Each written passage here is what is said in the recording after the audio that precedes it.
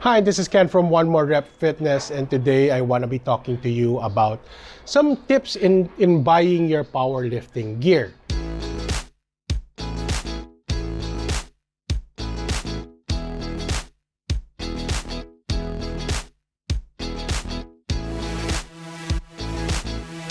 We've been selling powerlifting gear for the last 4 years, and we do come up with we do get a lot of questions. I'll try to tackle right now. One of the most common questions that we do get is sizing.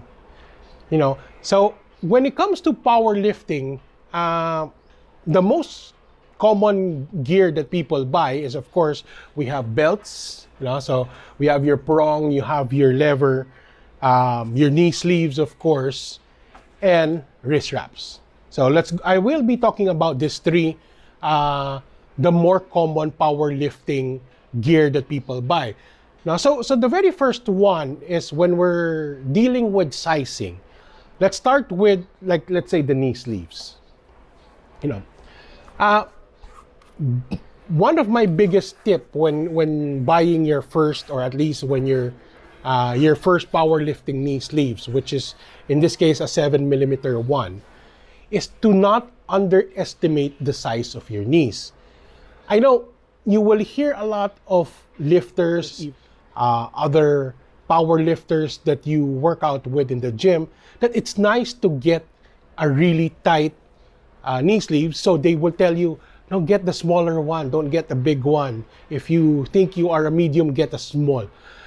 Yes, they are true to some extent, but remember, you're talking to people who have been using knee sleeves for quite a while. They know how to put them on easily.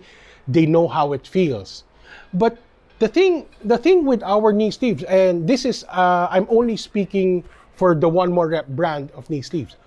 Our firm knee sleeves are literally firm. When I say they are firm, when I say they are thick, these are knee sleeves. If you notice, this is a beat up one, but look, it's so firm that it will stand on its own. Okay, so that is when I say that our knee sleeves are firm. If you are going to undersize, you are going to be ordering something that is really not just tight, but really tight. And it might not be, for one, easy to put on. It's never going to be easy to put on. And you might struggle to a point that you might end up not putting them on high enough. And the way you lift can get affected because of that tight knee sleeves. No? It will require some technique. It's not something you just, for people who use tight knee sleeve, there is a technique that people use to make sure they can compress this properly. Because if you don't have the proper technique, you will have a hard time getting low on your squats if you're using something very, very tight and very, very small. So if you're a first time user of our knee sleeves, you have no prior experience in using any other 7mm powerlifting knee sleeves, please stick to the normal sizing first. Do not go with the small size. Do not go with the one size down. Don't go for the tight fit. Don't go for the competition fit. I guarantee you, even if you're just going to follow the normal sizing, I will try to post somewhere here the size guide. Even if you're just going to follow the normal sizing, it's still going to be much firmer than any knee sleeves you have used prior.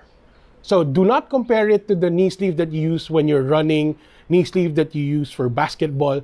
Those are not 7mm and they're not designed for powerlifting. So they are designed to be more flexible. Unlike a powerlifting knee sleeves, like I said, it will stand on its own.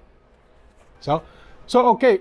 So make sure, if you're a first-time buyer of knee sleeves, stick to the correct sizing.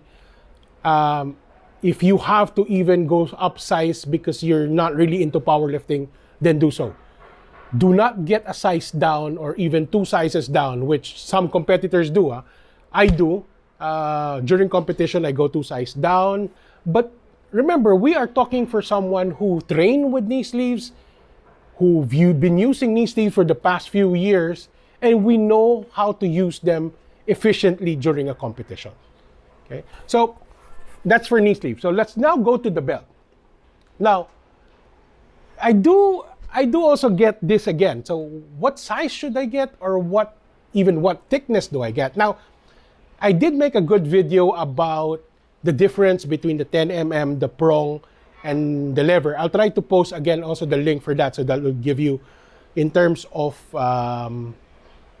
what to choose. But here's just a few quick tip on this. When you measure yourself, do not overestimate. So when you're choosing a size for your belt, do not overestimate your size. Because a lot of people are size 32, but they'll say, I'll just get a 33 or a 34 just to make sure if I gain a little weight, the belt will still fit. No, don't. Do not overestimate, because the tendency, if it jump from a medium to a large, the usability is going to be less. Because you're going to be on the last part of the belt if you're going to overestimate. Like example for someone who is a 32 and then say, no, will give a measurement, I'm a 33 or I'm a 34. And at that case, of course, I'll be telling you, okay, go for a medium. But their true size is actually just a 32. So even though 32 is on the last measurement of a small, I would still put them in a small. Why? 32 is the measurement of the belt if uncompressed. Meaning, if you're just going to wear them not tight, just put them on like if you're wearing a regular fashion belt, then that would fit a 32. But when we're using a lifting belt, we tend to go a little bit tighter than that. So which means it will compress our size by 1 or 2 inches. So if you are overestimating, telling me you're 33, 34, but if you're a true 32, by the time the belt compresses you, you're actually a 30. Not 32 anymore, because the belt will push your abdominal areas even further, so dropping the size. So if you are going to be getting a medium, the 30, which is the least or the smallest size it will fit, might not even be enough if you even want to wear it tighter. Now, on a regular day, maybe that's good. But when it comes to the competition time, remember, we're talking about someone who buys this for powerlifting competition. Tendency, we do try to cut weight when we're going into a competition. So which means when you're telling me you're 32, 33 on a regular day, by the time the competition comes, you're probably at 31 to 30. And then you're going to add in the compression, you are now at 28, 29, which means the medium-sized belt is going to be too big for you. And the bad part is, it's not that easy to just add a hole. I wouldn't even suggest you adding a hole to your belt. So the best is to just get the correct size. So when it comes to belt sizing, measure normal, let me know. Get in touch with us. We have a team of experts who can help you out decide the best size. Do not just base it on the measurement and try to exaggerate or overestimate your size because of your fear that if you do gain weight that it won't fit anymore. So please consult with us. We've been dealing with a lot of users for the past 4 years. So we do have a good experience that we can help you get the best size for you. Now, when it comes to choosing between 10 and 13, now, same thing as when we were talking about the knee sleeve. If it's your first time using a knee sleeve or first time using a belt, I would suggest a 10mm belt. The 13mm belt is a little bit too much for someone who's using the belt, a powerlifting belt for that matter, for the first time. Especially if you're coming from a nylon belt, you're coming from a Velcro belt, if you're coming from those generic gym belts that are roughly 4 or 5 mm, the 10mm is more than enough to get you started. And in fact, based on our customer experience, majority of those who bought 10mm never upgraded to a 13mm. There's no need, because the 10mm is more than enough to give you that support that you need. Once again, do not get persuaded by your gym mates to go and buy the thickest one possible immediately, because you need to consider those who are, once again, who suggesting you to get a belt have prior experience to lifting, and they are probably already using a 10mm, so they know what to expect to get a 13. But if you're someone who is new, try out the 10mm. If after a year or two you think you have reached that level that the 10mm is no longer enough for you, and that is the time I will tell you to upgrade to a 13. Because when you start off wearing a powerlifting belt for the first time, even the 10mm is going to feel very firm, very, very difficult to use. It does take a while to get used to using a powerlifting belt. So do not think of the thing that we're going to get there anyway, so might as well just go get the 13 now. Or I'm planning to compete 1 year from now, so I'm going to go for a competition size knee sleeves right now, so I'm going to go 2 sizes down. No, that is not how you would do it. I would do it gradually. And in most cases, you will probably have the same experience that we did with our customers, that a lot of them do not require or doesn't need to upgrade from a 10mm to 13mm. So don't worry about it. I've been competing for the past few years, and I still love my 10mm. I still compete with my 10mm. If you're just going to invest in one belt, I'm going to tell you, go with the 10mm.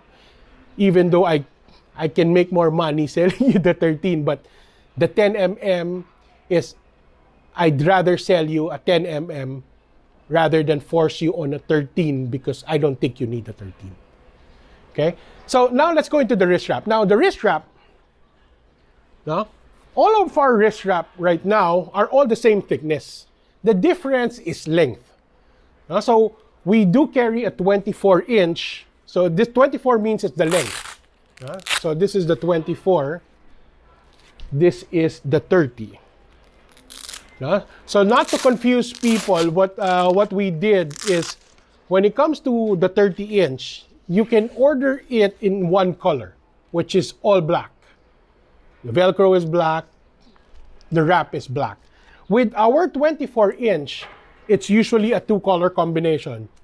Our red version comes with black Velcro, and our black version for the 24-inch comes with a red Velcro.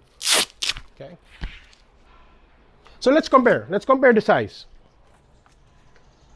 So if you want to visually see the difference. So this is side by side. So this is the 24. The 30 is obviously 6 inches longer. Now, so what's the difference between the 24 and the 30? Now, once again, with one more reps wrist wrap, we are probably the thickest that you can buy locally. Now, this is different from the wrist wraps that you can buy from the mall. Those are not designed for powerlifting. Those are designed for more flexibility. This one is designed for maximum firmness and stiffness. So this one is really the densest that you can order. So it's very thick, still elastic. So the difference when you're choosing wrist wraps is, the longer it is, the more wraps around your wrist that you can do. And the more wraps that you can do means it's going to be tighter. So it's going to be less flexible on your wrist.